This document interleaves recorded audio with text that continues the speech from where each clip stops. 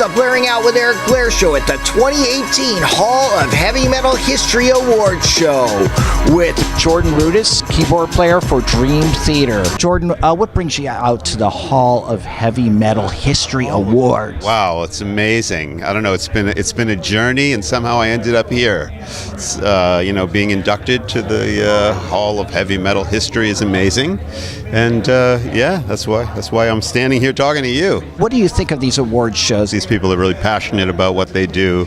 They're not letting the whole metal thing slide in any way, spirit, form, dress, or whatever. Look around.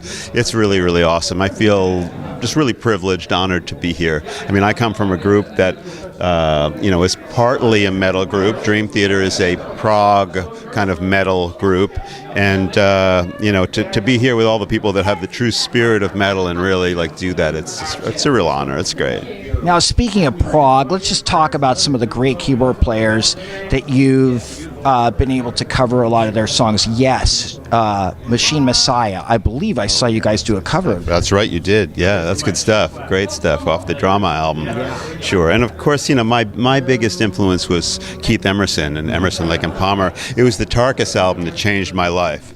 I was going to Juilliard. I was kind of a straight-laced, classical musician, and somebody brought over the Tarkus album, and I heard it, and I was like, oh my God, my world's about to change. This is incredible. I had never heard the power of keyboards like that. I knew the chords. That was not that unusual to me, but it was the strength. It was the might. I was like, holy shit, things are about to really change in my life. That was a major turning point. And I got into him and Rick Wakeman, and then I discovered Patrick Moraz, who was great at moving the pitch wheel and doing leads, which wasn't really an Emerson and Wakeman thing. As great as they were, they never truly discovered the pitch wheel, which is interesting. But Patrick Moraz, who of course was really known for doing the Relayer album with Yes. And he used a lot of pitch bending on that. He did, and he was amazing at it. He had a great technique. But the lead that blew my mind of his was on his Refugee album, which was him with the guys who were in Nice. Ah. The Nice, right? When Keith Emerson left the Nice, Patrick Moraz came in and then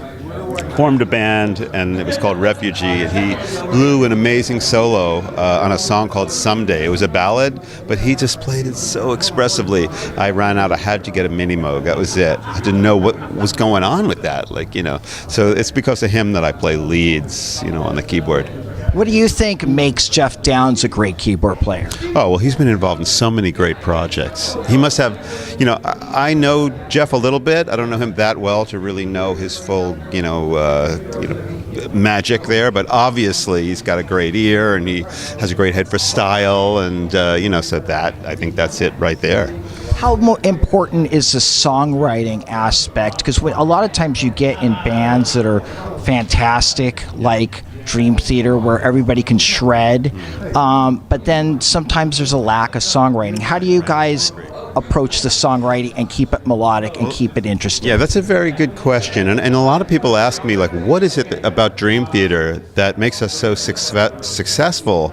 Because they see a lot of groups that are great, great players that really can't seem to make it. They can't seem to get out of this very limited kind of audience. And Dream Theater really has reached, so many people all around the world.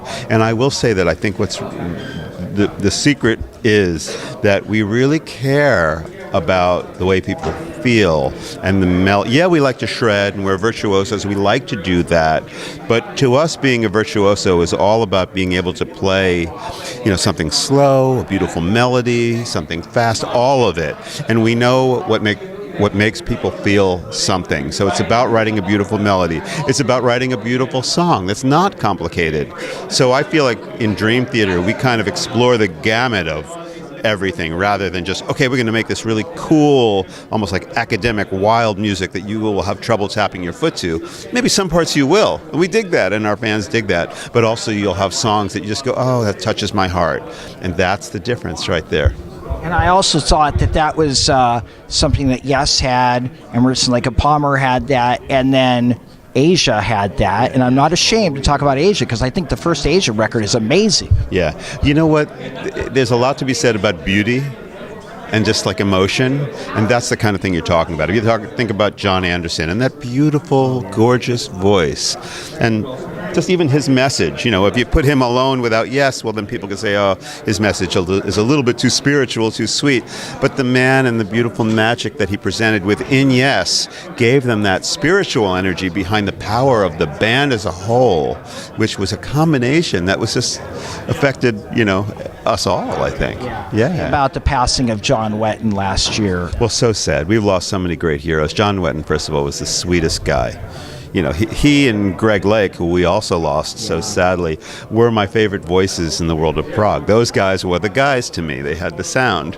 When I would sing anything, not that I'm a singer, but I've been known to sing a few things here and there, I would think of them and that sound, that beautiful sound and the energy that those guys had. So, yeah, and all the great records they both did. They were all kind of in that same, circle, like King Crimson-y, place where they would just doing it, the same kind of emotional output. Similar voices. Sometimes it would be a little bit like confusing who's doing what, but great guys, and just it's really sad to have lost them. And then Keith also passed away last year too. Well, that's the biggest hit to me of all. It's still hard for me to wrap my head around that, quite honestly. It's something that I think I'll never truly understand. I mean, maybe if I knew him better. I certainly didn't know him, and whenever I was with him, he was a lovely guy. He was funny, he was smart, obviously a great player. I know he was having issues with his hands, and that was really bothering him. I don't know, I didn't know him so well to really know what was going on deeper than that. Obviously, there's a lot going on, but just as somebody who looked up to him, idolized him, it's difficult for me to wrap my head around and live with the fact that he's gone, and especially in the way that he, killed himself. It's so sad. Yeah, it's rough. What's next for Jordan Rudess? So I'm actually spending 3 months out at Stanford University. I'm an artist in residence there. I'm with the Center for Computer Research in Music and Audio.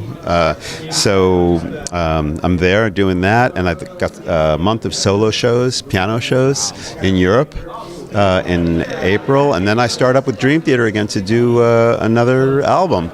Really excited about that. It's going to be good. We're going to get a nice break, and we're going to go in and rock it once again. All right, Jordan Rudess. Thanks, man. Good talking to you. The Blairing Out Show.